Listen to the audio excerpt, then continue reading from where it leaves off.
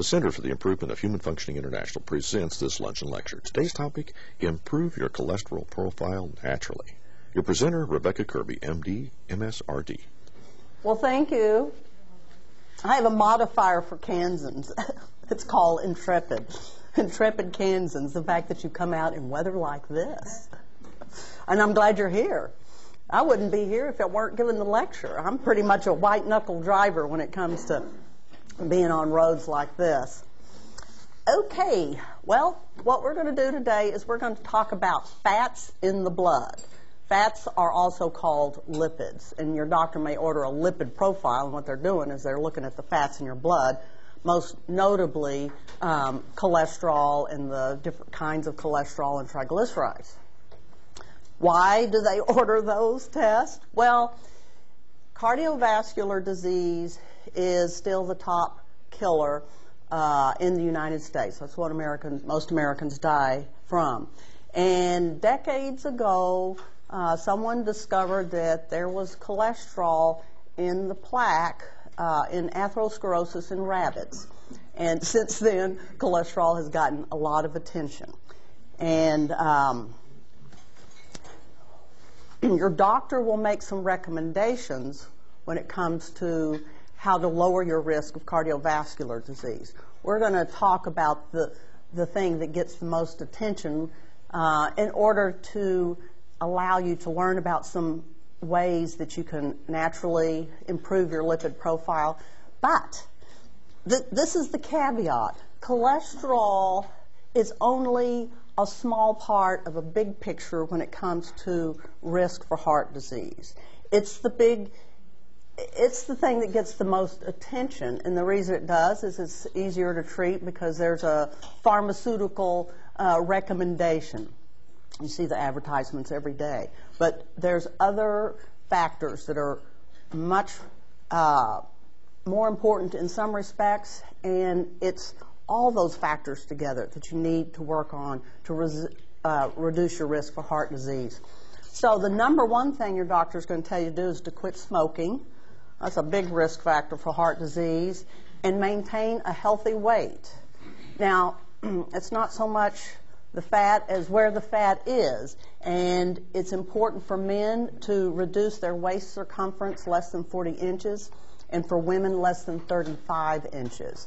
That's that centrifugal fat, we call it, that's a risk factor for heart disease. So those are your standards for lowering your risk factor and maintaining a good, healthy waist circumference.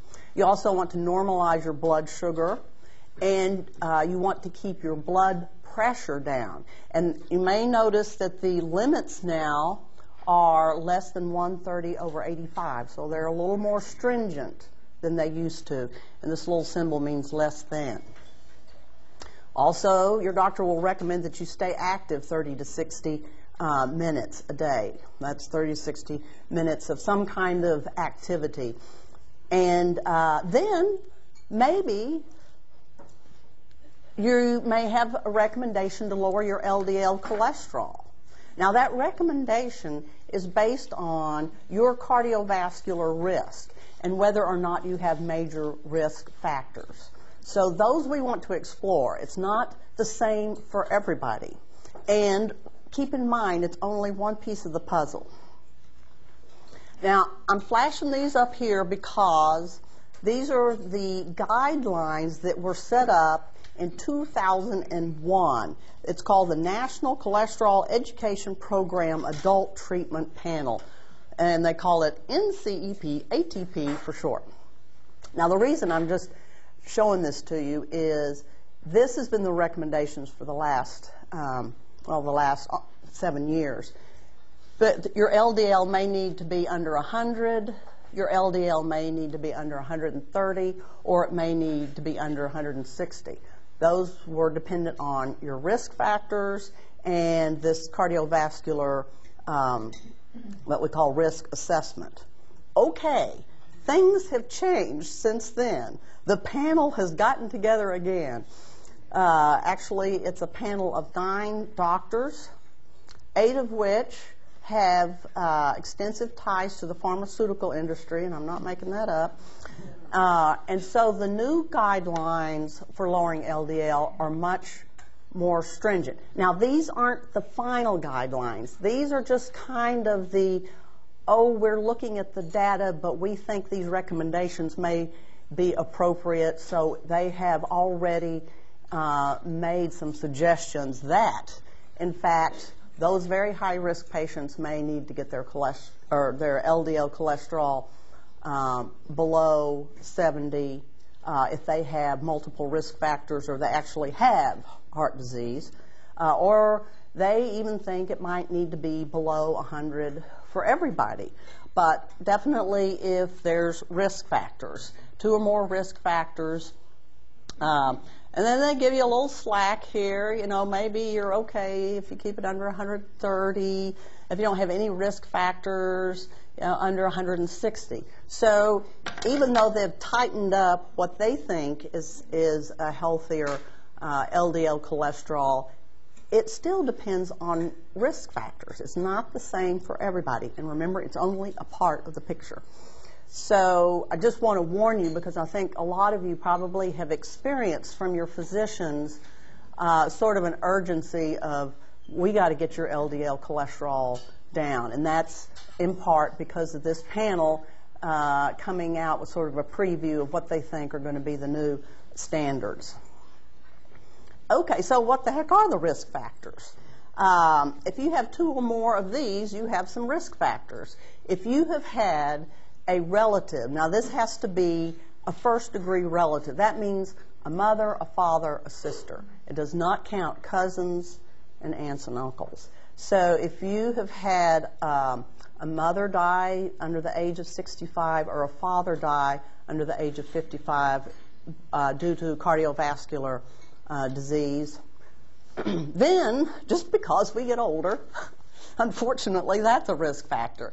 If men are over 45 and women are over 55, I kind of resent that, that is considered a risk factor. And of course, if you're smoking, that's going to add up.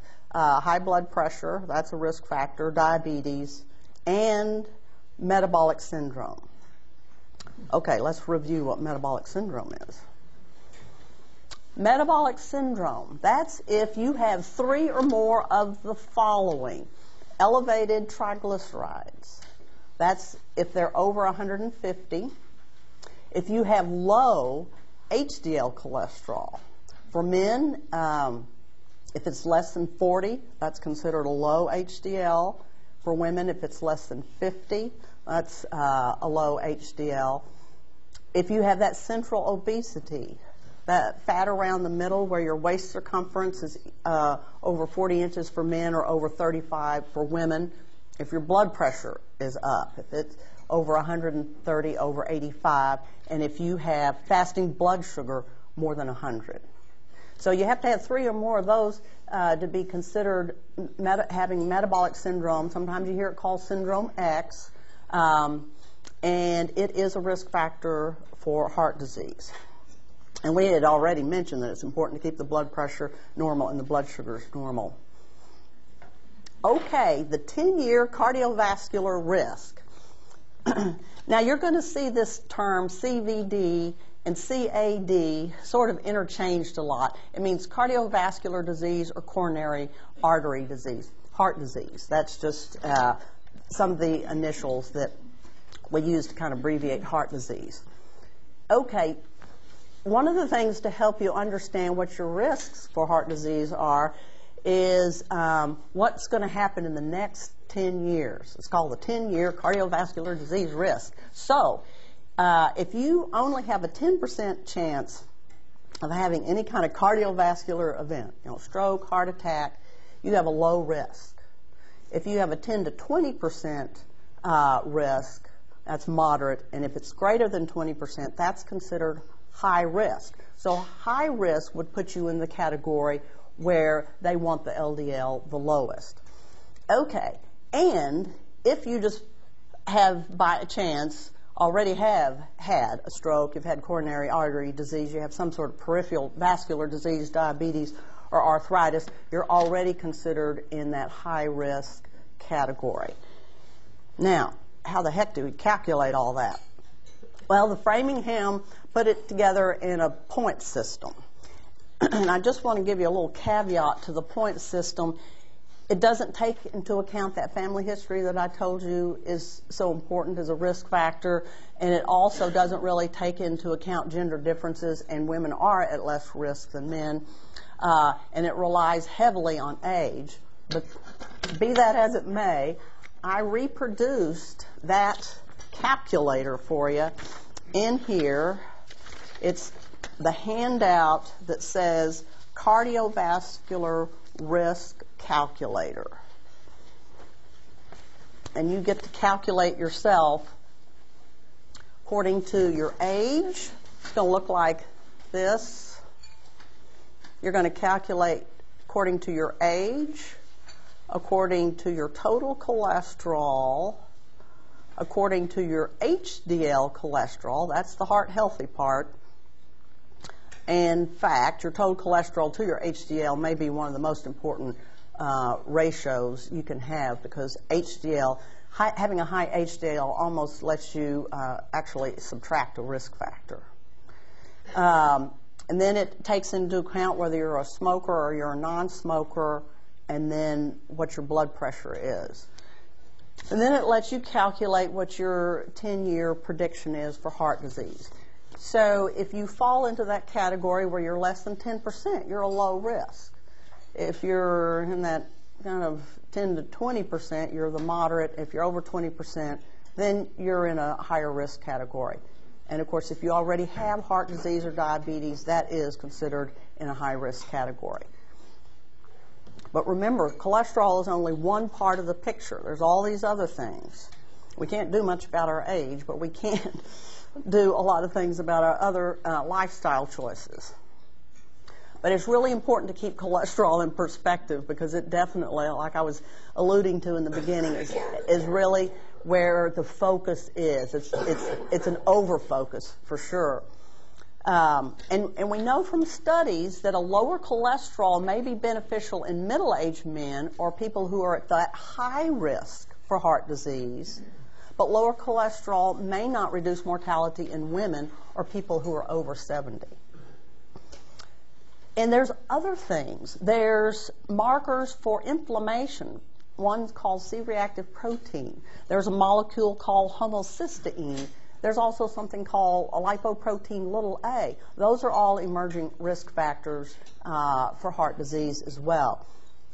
So it's important to understand what those are, and it's important to understand what your factors are. What are your HDL cholesterol levels, your LDL, and your triglycerides? The total cholesterol actually is pretty meaningless. And you need to know all those risks. Do you have some of those risks? Do you need to lose weight? Do you need to be more active? And if you're smoking for some reason, you need to quit that. So you need to reduce your risks. Now, we're going to quote the Framingham study again. This is what they found. Higher cholesterol levels were associated with higher mortality, that's death, in ages 40 to 60 years of age, but not significantly after age 70. Then there was this epidemiological study in the elderly where high cholesterol was not a risk factor after age 70 for coronary heart disease death or hospitalization for a heart attack, an MI, or stable angina. Then there was another study called the Marshfield study, and there was no association between death, what we call all-cause mortality in women, and any lipid measurement that they could find. For men, the higher the HDL, the healthy cholesterol, the lower the risk. So these are some of the studies that don't get quoted a lot, but they don't point to cholesterol being quite the risk factor that we hear about pretty commonly. So the Austrians did something even more amazing. They looked at 450,000 men and women between the ages of 20 and 95 for a long period of time, 85 to 99. And they studied the risk of death with what their cholesterol levels were, their triglyceride levels, and their glucose levels. And they found that high cholesterol was associated with coronary heart disease in men and women under the age of 50. Okay, but low cholesterol in men and women over the age of 50 was associated with more death, what we call all-cause mortality, especially death through cancer, liver disease, and mental disease. So the business that lower is better is not really necessarily true, because cholesterol actually has a function in the body. And you have heard probably of associations of low cholesterol and more mental health problems. And there's a reason for it. Cholesterol's in our brain, for one. But before that, I just want to mention also that we understand that high cholesterol levels are absent in almost half of those people who will have a heart attack or stroke. Okay, and so what does cholesterol do? That's why I have a picture of a brain here. It's an important part of our membranes, our nerve cells, our brain, and we have to use it to make hormones, steroid hormones, and we use it to make vitamin D. So it actually serves critical functions in our body. And what do we know about atherosclerosis, the hardening of the arteries? Well, the idea behind the hardening of the arteries is it's an inflammation. It's an insult to the lining of your arteries. The insult could be mechanical, chemical, infectious, nutrition deficiencies. And then, because of the inflammation, the cholesterol and other fats come in and plaque it up. I like to think of cholesterol like spackling. If you got a crack down your wall, you get out your spackling to repair it. You know, spackling is not a bad thing. It's just there to repair. Well, that's what the cholesterol is doing. It's shoring up the splits in the lining of the arteries. And then you get more turbulent blood formation, you get blood clots, and you may have a heart attack or stroke. Okay, however, we just found a brand new piece of research, and I mean, we're talking about this came out last month. They were studying a new cholesterol-lowering drug. And lo and behold, the drug really did a nice job lowering cholesterol. But you know what else it did? It increased plaque formation. So I'm rethinking my spackling analogy, because I think we probably need to rethink a lot about what is going on in coronary artery disease and cardiovascular disease. So that was pretty impressive. You know, lowered cholesterol and increased plaque formation wasn't making these people healthier. Okay, so let's talk about things that we can do naturally to help improve our lipid profile. If we're one of those folks that has risk factors, we probably would like to have a little bit better lipid profile, and there's lots of really wonderful things you can do. We're going to talk about fish oils, fiber, something called Plant Sterols, niacin, red yeast rice, exercise, and just good old nuts. All right, now I've lectured about omega-3 fatty acids a bunch, and just want to review here that it was initially sort of discovered because people who ate more fish died of less heart disease, had less stroke, and less sudden death. So they got to studying what was going on with these fish, and these omega-3 fatty acids that are long-chain polyunsaturated fatty acids, we call them EPA and DHA for short, they help to lower triglycerides, lower blood pressure, enhance fibrinolysis, breaking down clots. They decrease the risk of arrhythmias, and they interfere with inflammation. So that's a win-win. All right, and then they got to studying it, and then they looked at all the trials where they put people on high amounts of the omega-3 fatty acids. And one of my favorite studies is one done in Kansas City, where they actually looked at people who came in with acute coronary syndrome. So these people had had some sort of heart event. Their average age was 47, which frankly is a little on the young side. And these people who had had a heart event had 29% lower amounts of the omega-3 fatty acids in their blood than controls, which would be people who weren't having heart events.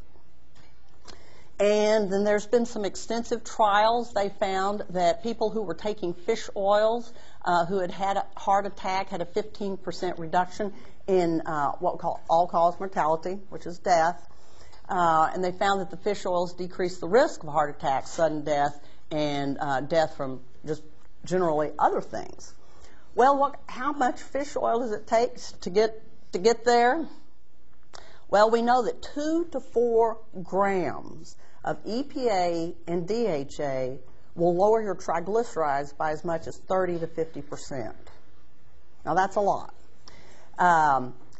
So what you have to do when you look at fish oil supplements is you have to add the EPA and the DHA together that are on the back label, not on the front where it says, 1,000 milligrams of fish oil. Well, that's just the weight of the fish oil in the capsule. You want to know how much EPA and DHA are in there. And it takes a pretty good dose, 2 to 4 grams, which is 2,000 to 4,000 milligrams, to get your triglycerides down. But it works. So the American Heart Association says eat more fish, which is certainly a good way to get your omega-3 fatty acids, fatty fish, 2 meals a week. If you have heart disease, you need to at least be taking a gram or 1,000 milligrams of the EPA and DHA omega-3s. And if you have the high triglycerides, you need to be taking the bigger doses, 2 to 4,000 milligrams a day. And how do we get this? Well, fish that swim in cold water, they use it for insulation. So your herring, mackerel, salmon, sardines, and cold water trout, rainbow trout. And then there's something called functional foods. These are foods that have sort of been spiked with things in them that are healthy for us that aren't normally found in large amounts in that food or maybe even found at all. And you can get eggs these days that have a higher EPA content. And then you can take supplements. One of my favorites is cod liver oil because a teaspoon of it will give you 900 milligrams of that EPA and DHA. And if you look on just like your fish oil capsules, if you buy them from like a grocery store, you may be a little surprised that the EPA and DHA is only going to come to about 300 milligrams in one capsule. So you need to either think a higher potency and quality is important when it comes to fish oils, or just go to the liquid fish oil and down the hatch. It's not that bad. Fiber. Okay, fiber helps to improve cholesterol profile. And we've known this a long time. And the recommendation for the amount of fiber we need, okay, it's 25 grams for women and 35 grams for men. And none of us are coming even close. The average American is getting about 11 grams of fiber a day. And that's a pretty good average American that gets the 11 grams from what I've seen on diet analysis. And we have a couple of kinds of fiber. We tend to sort of lump them into two groups. You got the insoluble fiber that helps relieve constipation. That's your bran and the fibrous stuff that's in vegetables. We call them cellulose and hemicellulose. And then you got your water-soluble fibers. They have such lovely names like mucilage, gums, and pectins. And those are things like in your oatmeal, oat bran, your fruits, barley, think how slimy that is, and beans. And those are the ones that help with controlling cholesterol, and they also help with controlling blood sugar. Okay, and somebody studied beans. There's actually been a lot going on lately, and we've known actually about it for a long time. But there was this nice 8-week study, and they fed people just a half a cup of pinto beans. Well, now that's really doable. I mean, a half a cup of pinto beans is not that much. It lowered their total cholesterol, and it lowered the bad stuff, the LDL cholesterol, 8.6%. Just eating a half a cup of pinto beans every day for 8 weeks. Now, we know from the 1980s, somebody had already figured that out. You can lower triglycerides by 20% in a study they did where they mixed a cup of navy and pinto beans. And then the study I like, they actually replaced refined carbohydrates, which are things like your starchy foods and your sugars, which are very bad for raising triglycerides. They replaced that with 1.5 cups of mixed legumes. Legume is your bean and pea family. So they had beans in there. They had, something like either black-eyed pea or split pea and lentils. And they lowered triglycerides by 25%. So beans are pretty remarkable for that fiber I was talking about.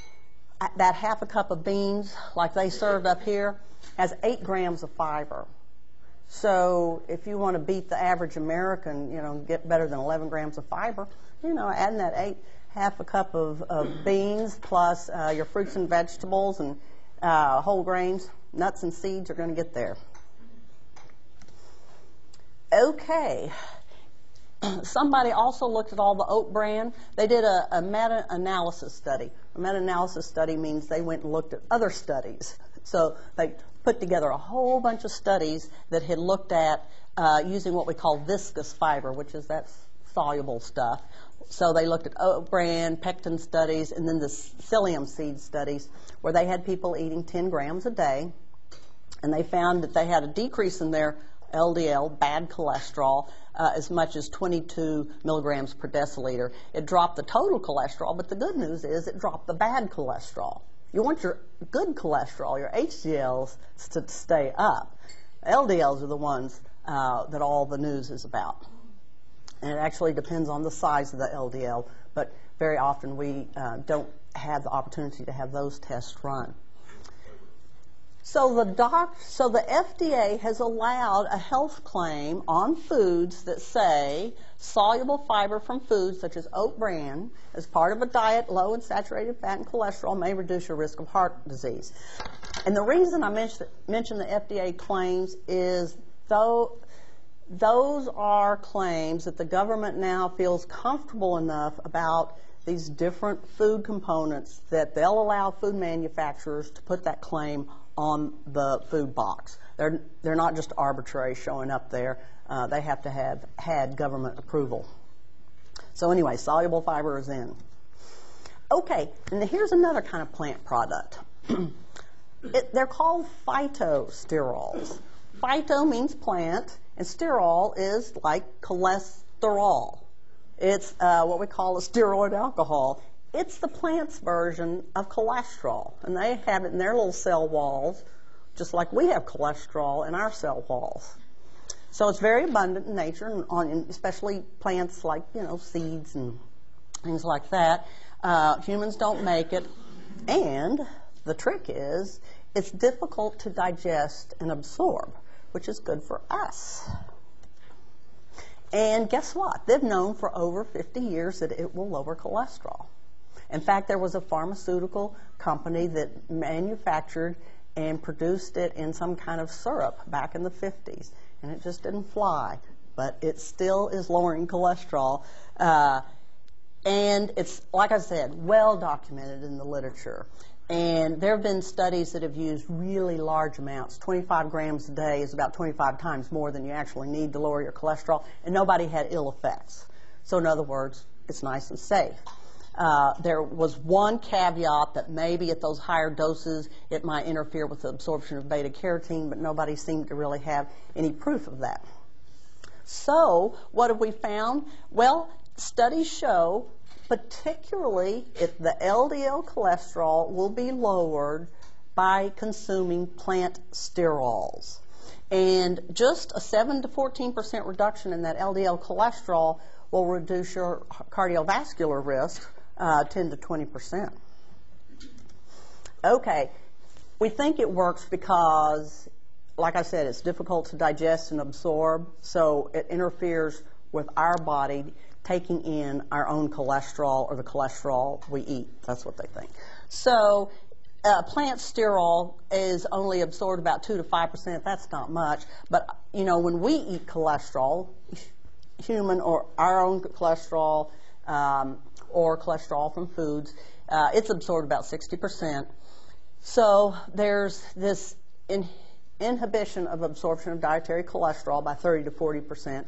That's one factor. And they also think it may act as an antioxidant. Remember, we're trying to reduce inflammation. And so it's going to help to decrease the big culprit, which is the LDL cholesterol oxidation. So it's kind of a win-win, whichever mechanism or maybe both.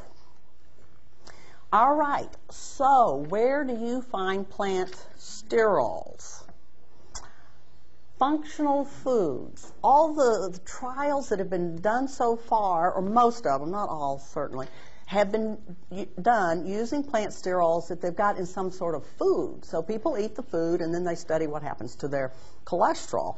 A lot of it has been in spreads, you know, those margarine type spreads. They have all sorts of names attached to them that usually, you know, give you the idea that it's healthy for your heart or whatever. Well, they've stashed plant sterols in them, and the government allows them to do that because it's what we call a functional food. Again, they're adding something to a food that's not necessarily in that food ordinarily, but may have a health benefit. So plant sterols kind of appear everywhere these days. In fact, a couple of years ago, I did a lecture on functional foods that was called, "What's that sterol doing in my yogurt?" Well, that was when they just started putting it in yogurt. But now you can find it. It's obviously in the margarine spreads. It's in yogurts. It's in drinks, snack bars, you know, breakfast cereals. It's in orange juice now, milk, chocolate, mayonnaise, salad dressings. So plant sterols are appearing in some food near you. And what you want to do is you consume them in a meal. It helps to stimulate the bile flow and helps to absorb or interfere with the cholesterol being reintroduced into your bloodstream. So, of course, the government has their restrictions on, well, it's not so much a restriction. They help the food manufacturers. If they're going to make a health claim about the plant sterol in the food, it has to be there in significant quantity to actually lower the cholesterol. So this just helps you kind of understand that the food that has the plant sterol in it has to have at least that 0.65 grams of the what we call sterol esters, or what's called a stanol ester is 1.7 grams. So these guidelines are inherent in the food that has the plant sterol in it. Okay, and the other thing is they have to be eaten twice a day. Now, the studies that have looked at the cholesterol-lowering effect of these plant sterols use about 1.3 grams of the plant sterol esters, or that's equivalent to 800 milligrams of free sterols, or 3.4 grams of plant stanols. Now, they also come in pills. So I find that the manufacturers of the different plant sterol tablet products will have like what you need to take twice a day to fulfill these requirements. So it's kind of like read your instructions on your bottle. Now, if you choose to use the plant sterol products that are in like tablets, you can still use the plant sterol products that are in the foods. As we've shown, more has not had any side effects. And they do have to be taken, or the foods have to be eaten twice a day. But they can significantly lower your LDL cholesterol. Okay, so you'd like to eat more plant sterols naturally also, and that's going to be in like unrefined plant oils, nuts, seeds, and whole grains, a little bit in fruits and vegetables.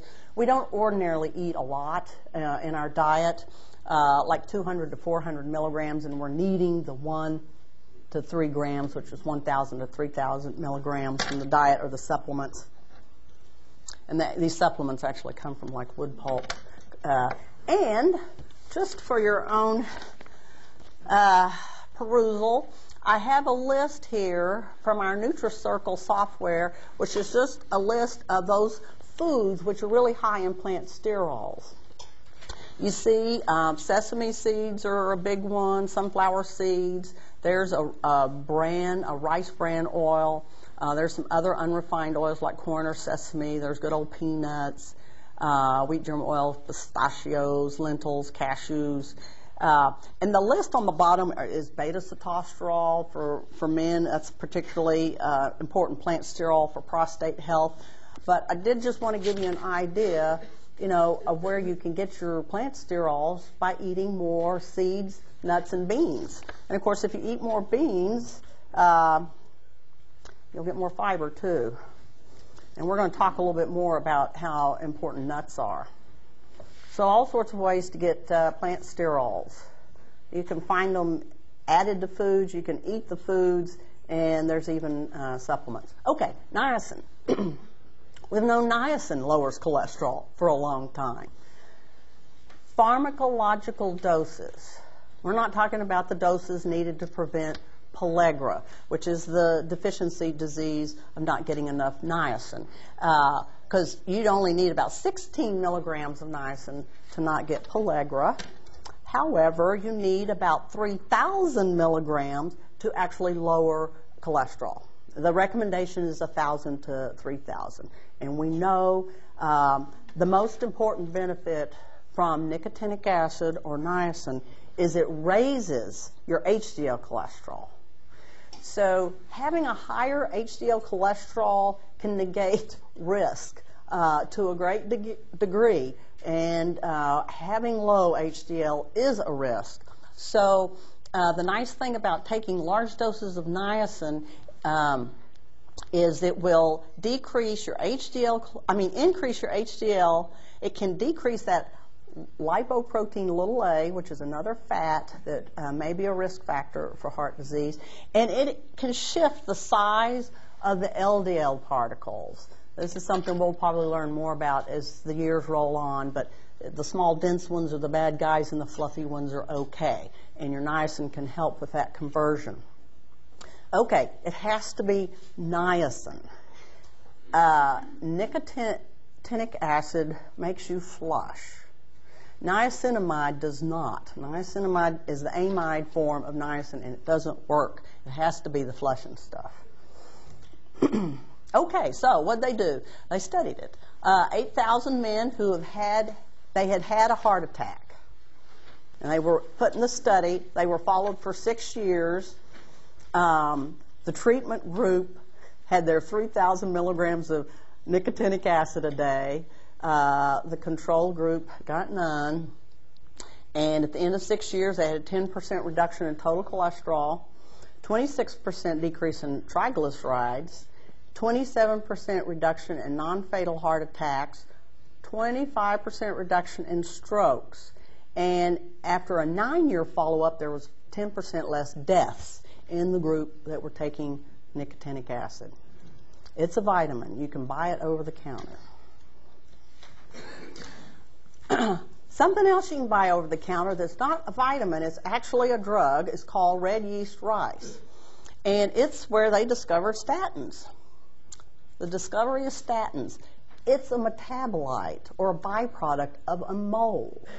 And this mold product inhibits this HMG-CoA reductase. And if you've ever heard about statins, that's what they do. And it actually prevents the synthesis of cholesterol.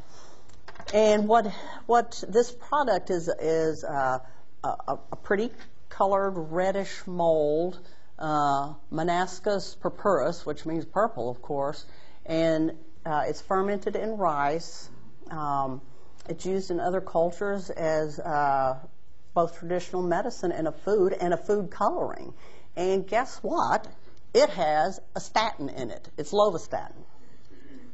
So they've known that this reduces cholesterol, and of course they went and made their own statins in their little labs.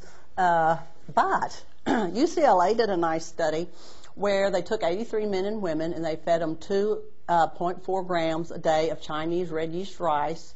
Another group got placebo, which means they didn't get any red yeast rice.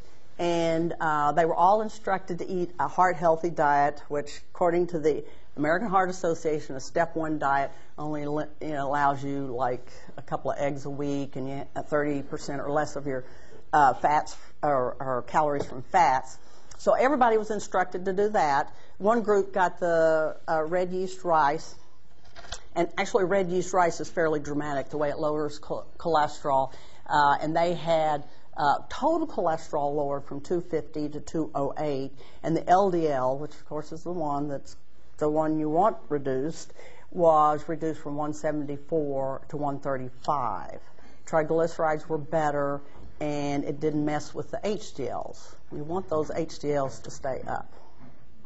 And interestingly enough, they were all eating the same things at the end of the trial, at the 8-week measurement point and the 12-week measurement point, and that didn't make any difference in the cholesterol levels, except for the group that was actually taking the red yeast rice. Okay, so somebody did a meta-analysis, because there's been lots of studies using red yeast rice. They put together 93 different studies, and what they found, compared to a placebo, the red yeast rice reduced the total cholesterol, the LDL cholesterol, triglycerides, and in some cases they even saw an improvement in HDL cholesterol. All those are similar effects to the statin drugs. And in this analysis of all these different studies, they thought these results were better than what they had seen in the niacin studies and the fish oil studies. Now, you have a caveat. Red yeast rice has that lovastatin in it, so you have to take coenzyme Q10. Now, why is that? Because remember, it reduces that enzyme that inhibits the formation of cholesterol. Well, it also inhibits the formation of coenzyme Q10. So you can get those same muscle pain side effects from red yeast rice because it is a statin. So as a caveat, you should have your CoQ10 levels measured, and for sure take that in an accompaniment with any product that has red yeast rice in it.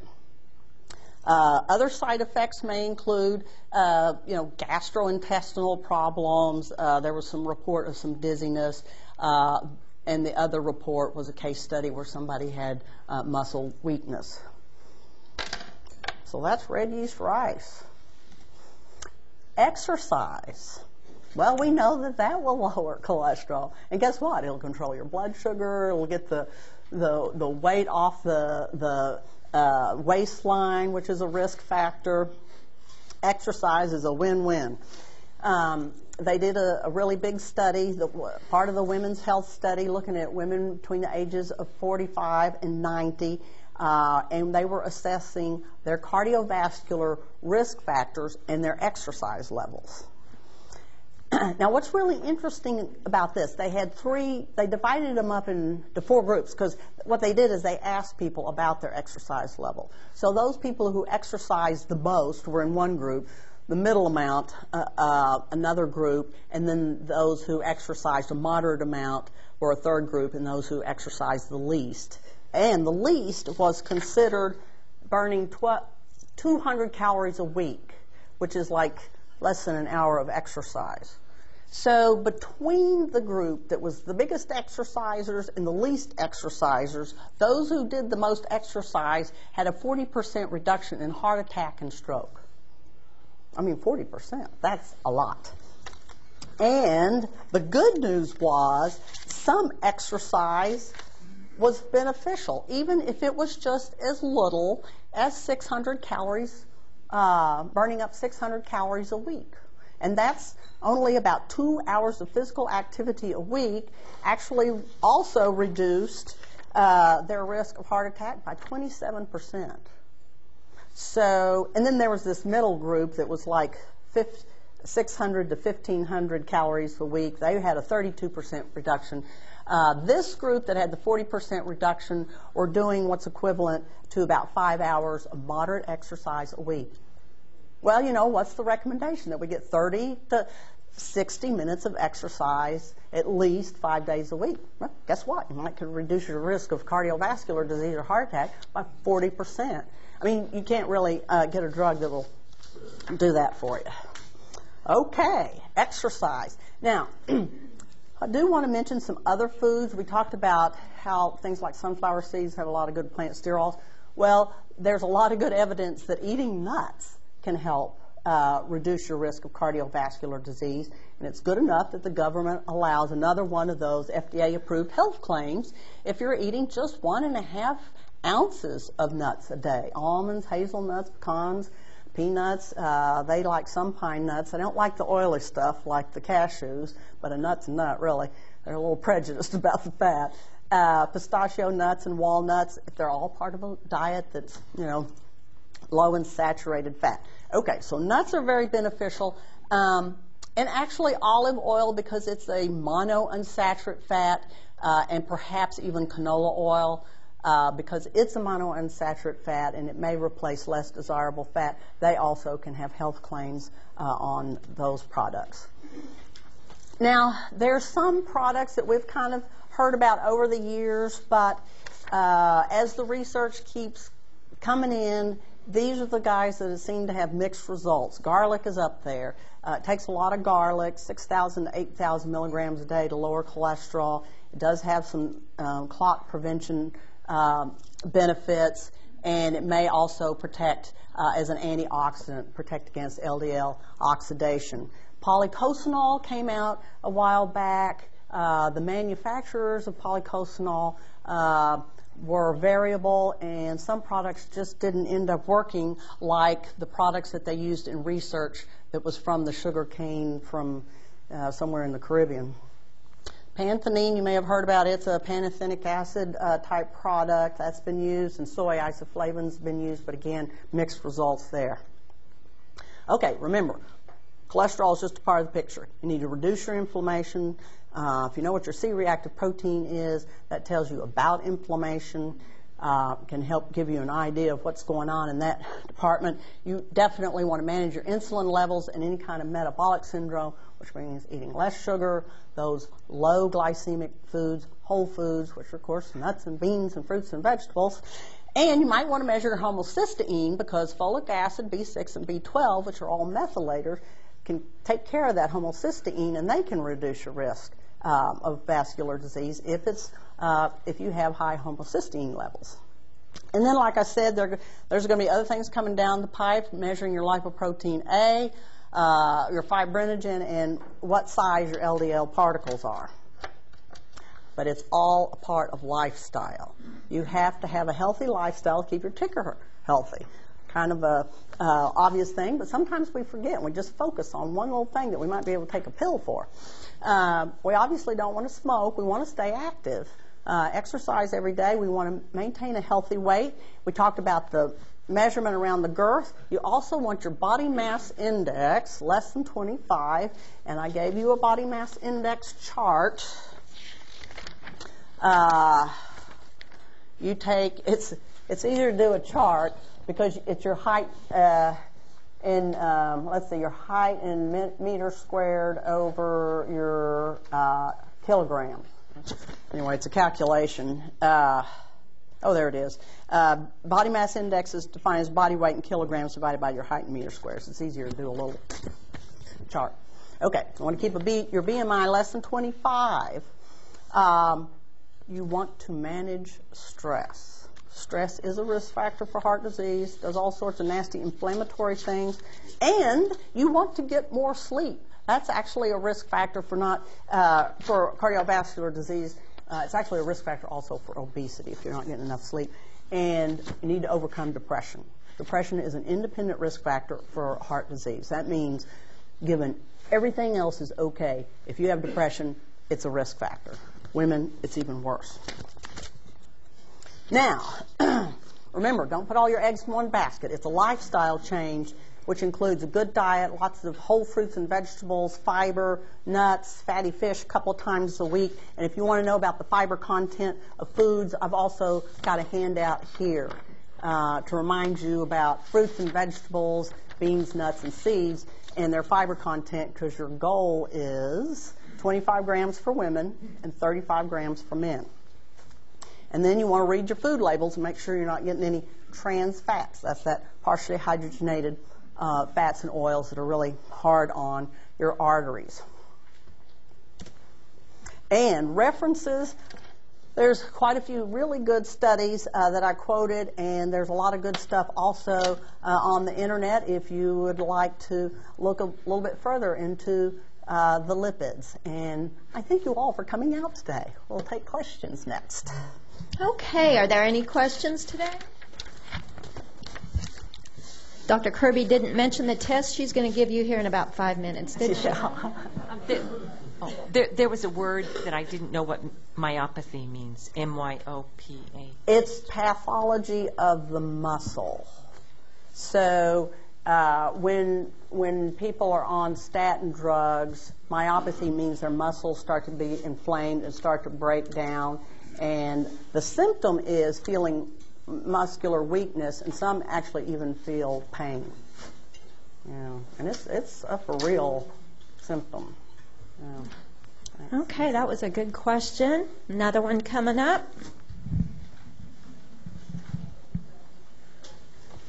How much CoQ10 should you take? Well, it of course will depend on your measured levels. So it would be different for everybody, depending. I mean, we measure levels here, and we find some people are totally depleted. Some people, and that's people who may not be taking any kind of drugs that interfere with it. So. And then I find some people are taking it and it's not doing them any good because of the CoQ10 itself may not be a good product. So I really encourage people to have the level measured so they can not just guess. But let me just say this, CoQ10 is very safe. They've used really large doses, up to 1,200 milligrams a day in Parkinson's studies, and nobody seemed to have any problems or side effects. In fact, of course, these people actually benefited. So we feel pretty comfortable with the larger doses. Yeah. Okay, some excellent questions. Is there any major side effects from high doses of niacin? Flushing, yes. Thank you. If you've ever taken a nicotinic acid, which is plain old niacin, you turn beet red, you heat up to about 1,000 degrees, and you think the world is at an end. Now, some people flush worse than others. That's called the niacin flush. You sure don't want to take any niacin on an empty stomach. That just makes that flush really effective. It's temporary. It's vasodilation. And like I said, some people are bigger flushers than others. If you tend to be fair-skinned, the flush will be worse. And I would recommend, if you want to try niacin, you start with a really low dose and build up. You may even want to start with just 50 milligrams after each meal. Always after meal. Food. And you get used to it. They got that whole group of people, I was really impressed, to take that 3,000 milligrams for years. But folks say they start to tolerate the flush. And you really do want to start low and build up. And you can just keep building up those increments after every meal. You may not be much of a flusher, so 50 milligrams may not be a big deal, and you can advance up to see what you can tolerate. And it can also be helpful to be under the direction of a healthcare provider so they can check your liver. Now, we have more experience with doctors over the years who have used very large doses of niacin for treating other things, like schizophrenia, and they do not report the problems with the liver that you sometimes see in the literature. But it never hurts to make sure all your liver function tests are good and they remain good as you go on and take your higher doses of niacin. And they didn't have any problems in that study that they were using the 3,000 a day milligrams. So, yep, the niacin flush. It's okay. It's just uncomfortable. And be forewarned, you will live to see another day. Please keep in mind we did record this presentation, and if you are interested, please use this tan form. Fill this out and give it to the girls upstairs in the gift shop, and they will take care of that for you. Allow 2 to 3 weeks for delivery. Thank you all for coming. Oh, one more question. Is CPK a good indicator that you're having a myositis with the statin? Yes, that's something your doctor may order. It's a enzyme in the muscles, and it can be high. It's called CPK if the muscle is breaking down. Now, by the time your CPK is elevated, you have got significant problems. You'd like to circumvent, getting there. Yep. Okay. All right. Thanks, you guys, for driving out, you intrepid Kansans. The preceding program was presented by the Center for the Improvement of Human Functioning International in the Bright Spot for Health Lunch and Lecture Series. To inquire about additional health-related information available on DVD, audio CD, VHS, or audio cassette, simply call 316-682-3100 or drop by 3100 North Hillside in Wichita, Kansas. To discover more about the center and what we have to offer, be sure and visit us on the web at www.brightspot.org.